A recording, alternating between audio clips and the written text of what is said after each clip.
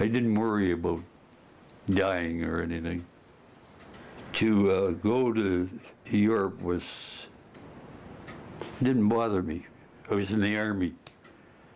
It was a thing to do. I had a duty to do, and that's what I did. None of us knew what we're going in for. So I can't say I was scared because I didn't know what was going to happen. The commander told us not to disperse after church parade because there was a special announcement. It was Chamberlain that came on and said that Britain was at war with Germany. Everybody tossed their hats up in the air. Little did they know that it's going to last for 6 years and some of them wouldn't come back. When the letter came, I had to report the following day at 10 o'clock in the morning. I was only 14 the first time. Well, it was 1937. I just wanted to get into the Navy. And I got caught, of course, and fortunately my dad came down and took me home, walked me home and talked to me on the way home. And that was great, but I kept trying. And I finally got in 1941.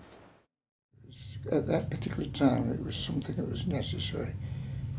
Somebody had to stand up to the so-called enemy, the Nazis in those days. And they was out to kill us if they could, and everybody they could lay their hands on. So we had to sort of retaliate best we could. There's many things that stand out. But as I say, being billeted in people in the middle of a war is a wonderful thing. It was good for us. It's what we needed.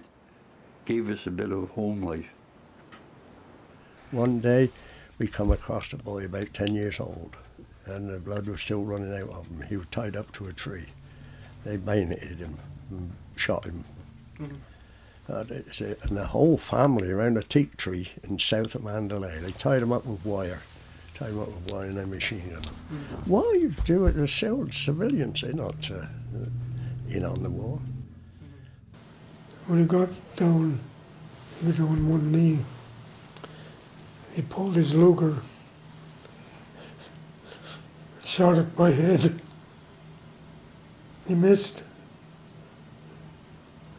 I was looking right in his eyes, and I could see he couldn't understand how he'd fired so close and it missed my head.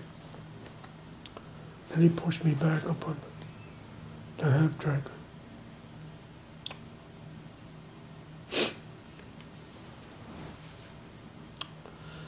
Oh dear. It's an awful thing to relive this. I don't often do it. They said, we want you to go to a place called West Hartlepool, and there is Hitler's private yacht. It's a big motor thing, you know. And we want you to take some men up there and use that as a sort of headquarters. And I moved into Adolf Hitler's private quarters. And I used his bed and slept on it while I was there. How long were you there? Only a matter of about 2 months. So you slept in his bed for 2 months? Yeah. Much better than sleeping in a hammock, as we used to do in the British Navy. We didn't sleep in beds like they do today. We had a reason for going to war. At least we knew it was sink or swim, because if the Nazis moved in, we'd have been really in trouble. And so would Canada and Australia and other countries at that particular time. When you go home, tell them of us and say, for your tomorrow, we gave our today. It was wonderful coming back. In Halifax, I saw those trees and fires and just marvelous. They had a band there waiting for us, playing when we were all the Pier 5 or whatever it is.